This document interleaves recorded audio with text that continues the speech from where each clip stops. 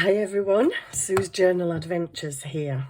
So this is kind of part 2 of answering questions. Now then, when I was doing, on my very last video, I was doing these little doilies that are now dry very quickly because I didn't soak them. The coffee is not that strong, so I've only got kind of a faint impression. I could have put more coffee on. We might just try that in a minute. But what I wanted to just mention, excuse me, to people is coffee dyeing. Right, I have seen loads and loads and loads and loads of videos on coffee dyeing. And me personally, I hate all the mess. I used to soak papers in coffee solution, but then I find getting them apart is an absolute nightmare without tearing them. I also didn't like having all the papers, soggy wet papers all over my kitchen waiting for them to dry. If it's a nice day, you can put them outside, but generally in England, we're lucky if we have any nice days. So then one day I was watching Kathy at Kathy's Garden, and she had this fabulous little tool, and I saw her dyeing her papers, and her papers are all beautiful and smooth like this one. Now if you want a bit of pattern to it, then this is probably not going to be for you, although it can be, because I'm going to try something here that I haven't actually tried before. Well, I think I have actually. I think I have, and it didn't work for me. I'm going to try it again, live on camera. So, coffee dyed paper and card. Look how fabulous. Every time I watched Kathy at Kathy's Garden, she had these amazing, immaculately dyed card and papers, and I'm like, whoa, how does she do that? And then one day she did a video on how she did it. So, if you like your coffee dyed nice and smooth, great. If you like the bits and bobs on it, great. Still do this technique of Kathy's, but also you can still spritz them afterwards and get patterns on them. But this, I love this way of doing it because there's no mess, there's no soaking, there's no torn corners, there's no taking ages and ages and ages to dry papers laid out all over the floor. This, so simple. So I've got a little piece of white card here. Excuse me.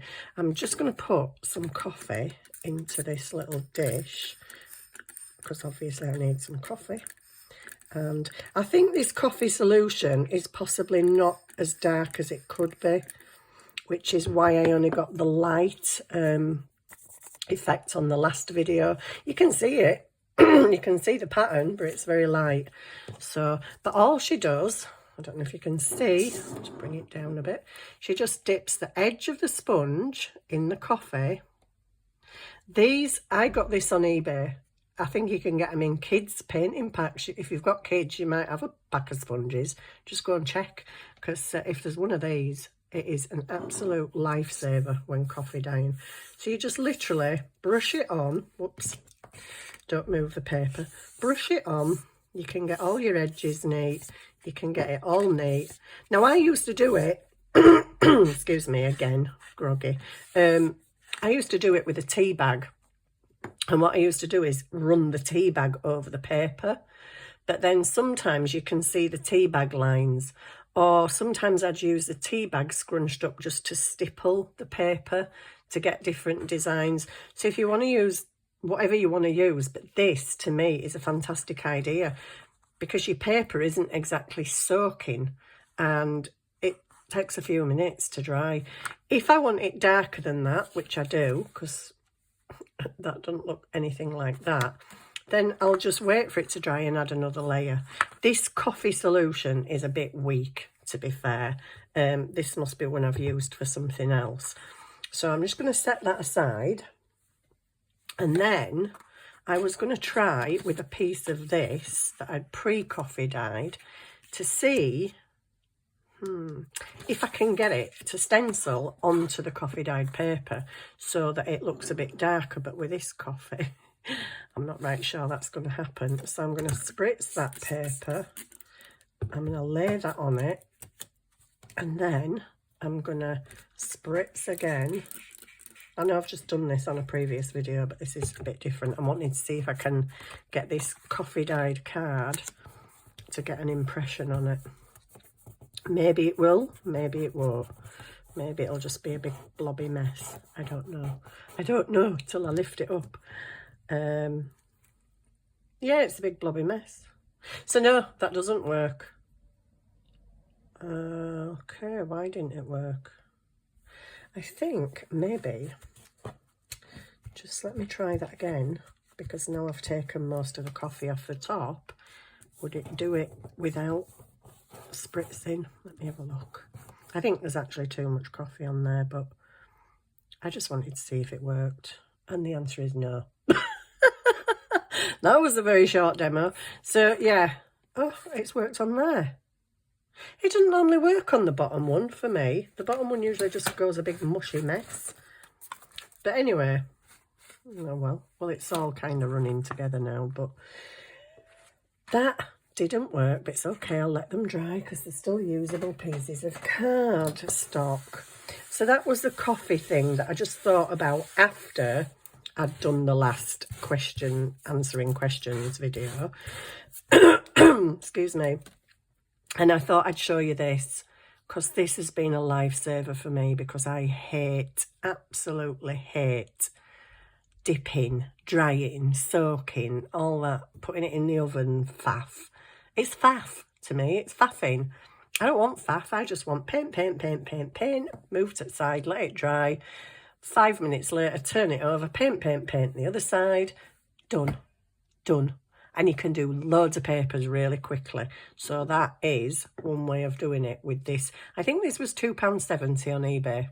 Might be able to get them cheaper. And you can use them on any of your colour dyes. You just rinse it out. It's only a sponge. So easy. Love that method. It's my favourite method. Thank you, Kathy at Kathy's Garden, for showing me how you did your amazing coffee dyed papers. So now I know how to get them looking so neat. But what if you don't want it neat? Well, you can come along with a bit of scrunched up tissue and you can dip it in your coffee and you can just dab. It's not going to do it on here, is it? Because the coffee's not very dark and the paper's already dyed. But I did spritz this one before I went downstairs, and that one's come out quite good. So if you're a person that likes the markings, you can still spritz it and get some marks, or you can just dip your fingers in the coffee and do some drips like that. So you can still add to it if you don't like the pristine, smooth look.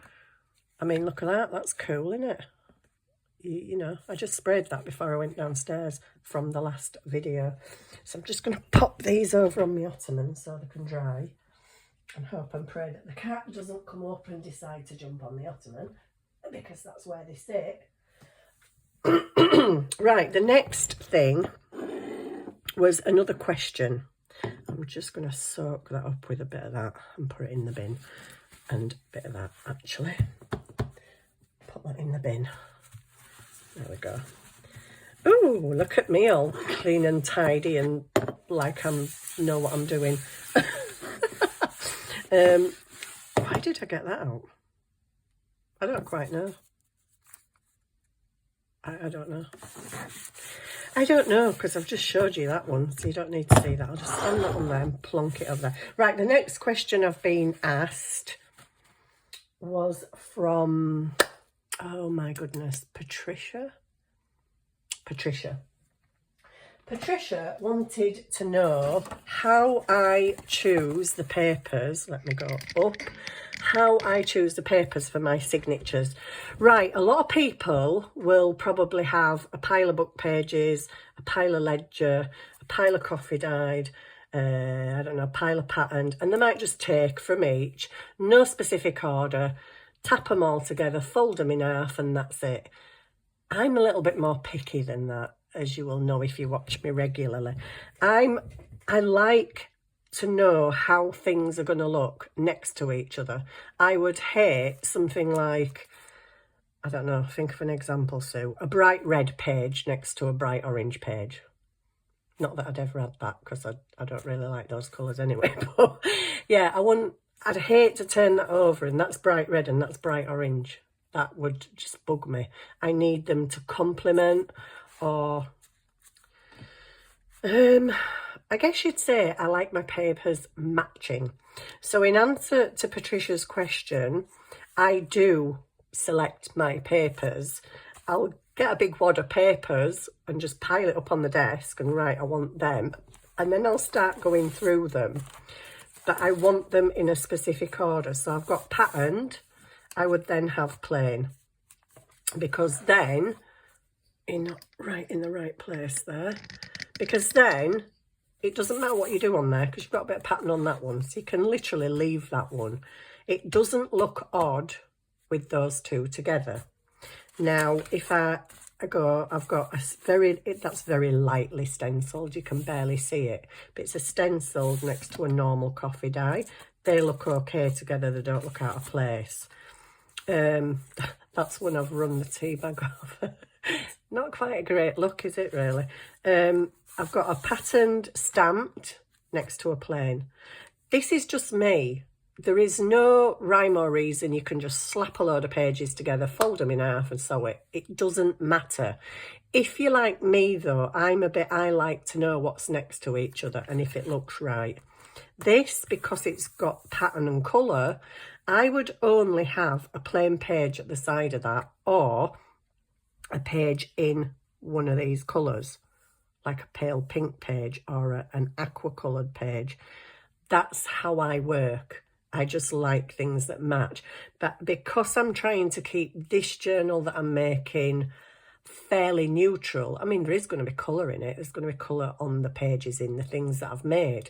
So that's why I want the rest of it to be kind of neutral. But that's how I work. So I would have put a pink page maybe next to that, or an aqua coloured page, picking out a colour from the design.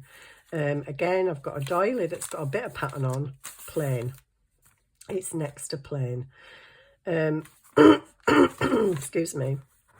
I've got a very lightly stenciled, you can barely see it, next to quite a busy paper. I don't think that would look as great next to that. It looks all right. Do you know what I mean? It's not, I wouldn't say, no, oh no, I can't have that. It looks okay. But for me, I prefer busy, not busy. Again, quite subdued patterns. I've just inked that with bits of tea dye and pink just to tie them together. Coordinating, that's my thing. I like things to coordinate. Not everybody's the same, and not everybody even cares. Some people just, like I say, slap papers together. Again, that's a tea bag wash, which hasn't gone very well. That's on the back of a printed paper, so I think I was just trying to do it lightly and not let it get too wet so it didn't spoil the printing. In this journal, I've got a lot of stenciled papers because I love them, and I think, well, you know, why not have more of them? That's more plainish on that side, so I've got this quite bright stenciled paper. So that's kind of how I do it. If you go through my journal, you wouldn't see that page, for instance, next to that page, because that to me is like, no. So if I opened that and that was there, I would have to change them pages round because I like plain next to busy. As I say, it's personal preference. There is no right and wrong. If you want a right hodgepodge of papers, pink next to green, next to blue, next to yellow, next to white, it doesn't matter. It really doesn't matter. Book pages, sometimes they're white, so you would need them near a lighter page, in my eyes. I don't particularly like the white, so a lot of my white book pages I actually just lightly ink so that they're not bright white.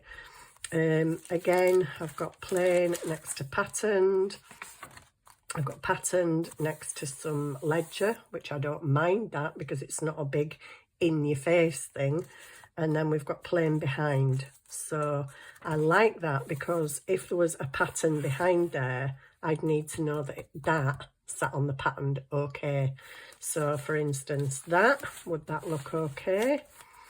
It looks all right, but for me personally, I'm not a big fan of that round the edge. So that's why I choose something plain. Got a little bit of a Greek book page there.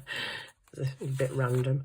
Again, I've picked out the colours to a coffee dyed paper that's similar. I could have had the light aqua in the background, but my pages are a bit more kind of greeny. Very lightly stenciled, you can barely see it, next to a music page, because I think it gives you, if you've got plain pages, obviously they're great for journaling on, but also it gives you the option to really decorate them. You can stick big pieces of paper on, pockets, some over here in the corner. You can do more to them. You can leave it plain as a journal page, or you can stamp a background. Sometimes that's what I choose to do.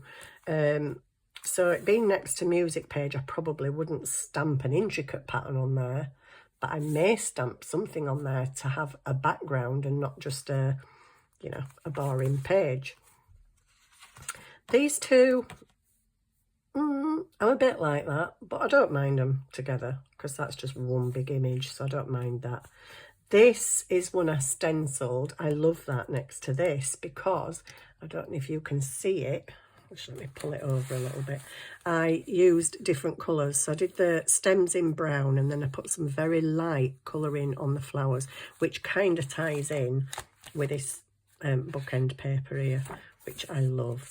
Then we've got the brown, cream, brown.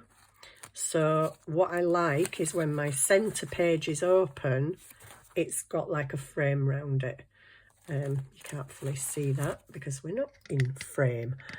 There you go. It's got like a frame round it. I like that. I wouldn't like odd bits of paper. Like another journal I did, I'd cut an aperture and there were two halves of paper behind it, which did my head in, and one of the halves were white, which did my head in even more. This is a pocket I've folded over. We made these on one of my videos and I've just stuck one of them on there just to make it look pretty, really. So, how I choose my papers is pretty much patterned next to plain, but it has to complement or coordinate. It doesn't have to. That's just me and my weirdness. This one is, I don't know if that's stenciled, but it's next to a similar kind of creamy coloured page. This is one actually from the patterned paper.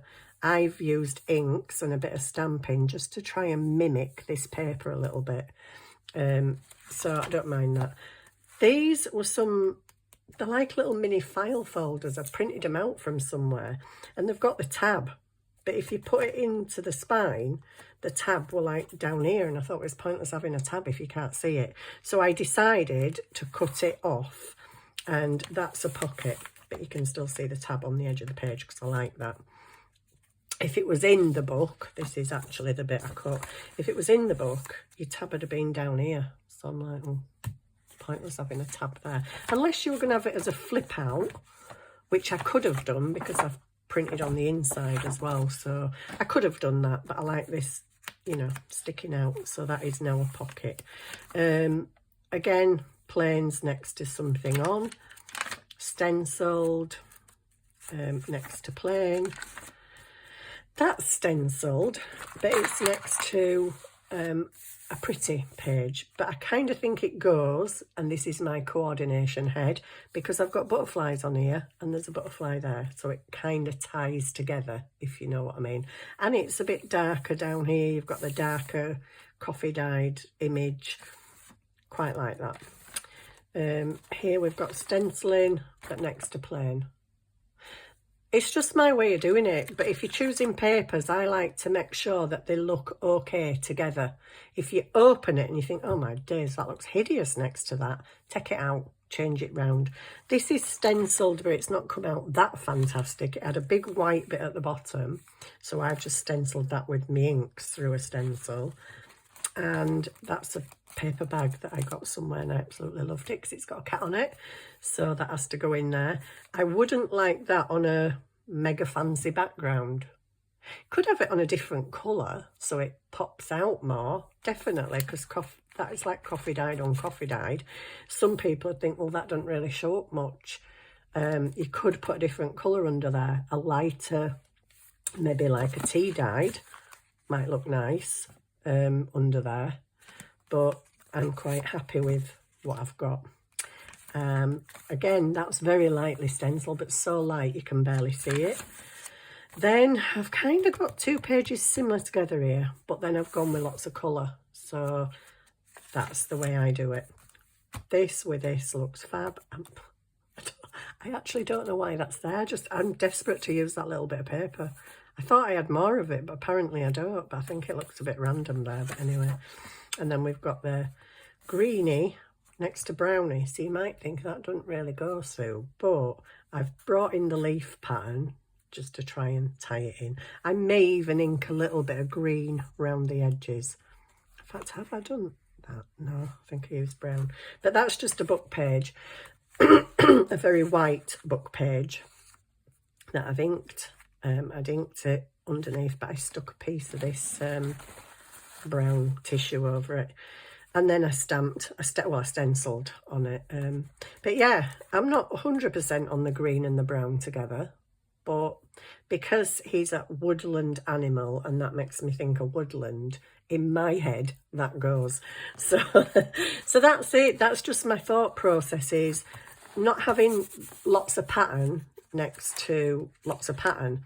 This one currently is doing my head in a little bit because I go from beige stencil to blue in your face. But I really want to use this vellum because I used the vellums and I really like them. Then I've decided to put that near that, but does that look right near the letter? I don't know. I'm a little bit not quite sure about that bit. I'm not right sure about an old vintage letter next to this because it's completely different colours, but I guess for me that is going against the grain a little bit, but I like it, it's there, and I love the vintage letters and I definitely want them in my journal. So again, I've got a pattern with a pattern here, but it's only part of the pattern, so it's fairly plain at this side. Actually, yeah, I've got pattern with pattern there. Oh, that's not like me to do that. So I've got a little bit of the flower pattern still on there, pattern and pattern and pattern, which I don't normally do. But it's not, I don't feel it's that, oh, I don't know, is it a bit? It is a bit kind of, it looks more in your face through the camera, does that? It's actually quite pale, but it looks darker through the camera. But this is quite a busy pattern. And I've got it next to a busy pattern.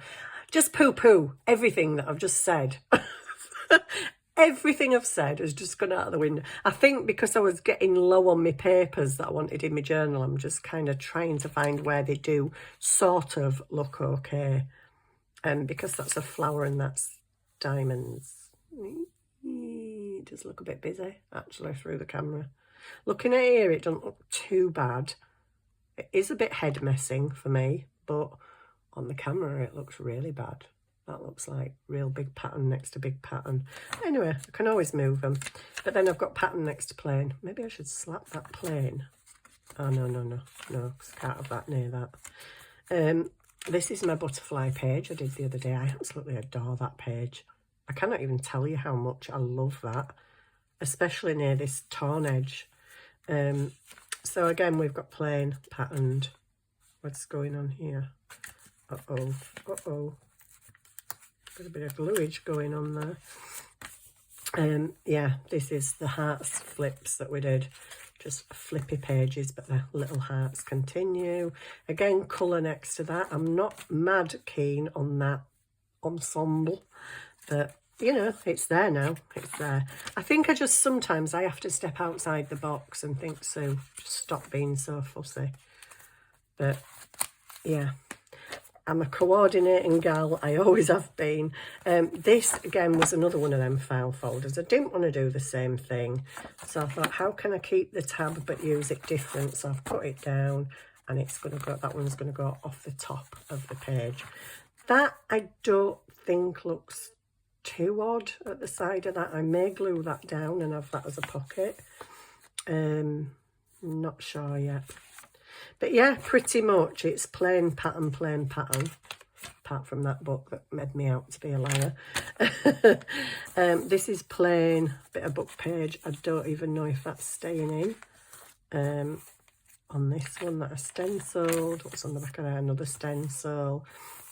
Yeah, I kind of keep it, so long as I like the things that are together, because when you open the pages, that's what you're going to see, them two. So them two need to look all right together.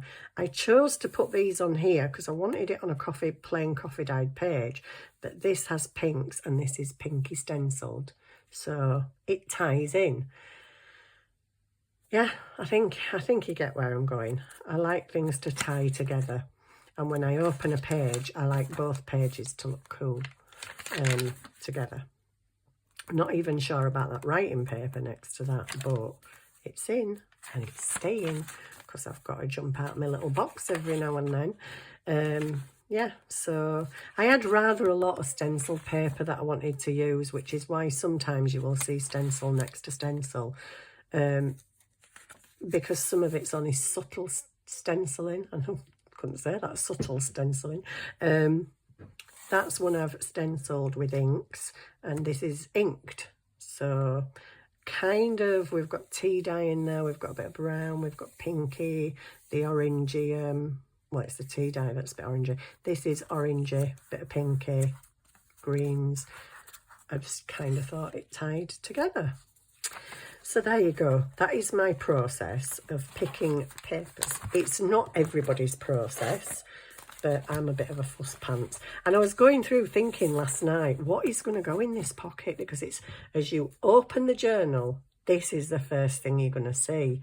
And I was going through, I found these, but these were just on paper. So I thought, oh, I can't have a paper tag. So I stuck it onto some black card, and I really like it because that now ties in.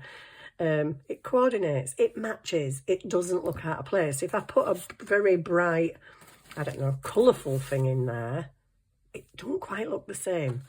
You might not be bothered. You might think, oh, that looks nice in there. Me, I don't like it. I don't like that. So that has to go in there with the black.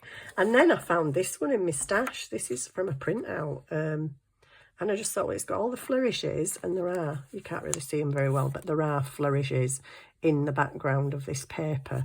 So I was like, oh, that's it. That's the one. It even matches the colours. So that's me and my OCD complementary, matching, coordinating head. But you don't have to do papers like that. So I hope that's answered your question, Patricia. And I hope it's given you a few ideas as well.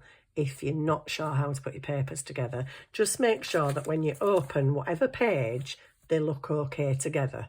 If they look odd together, then move them. Just move them round. So that's that, and I can't wait to get this sewn in and start decorating it with you guys and let you see all what I'm doing. So that's another little question and answers thing. I hope you enjoyed it, and see you again soon. Thanks for watching. Bye.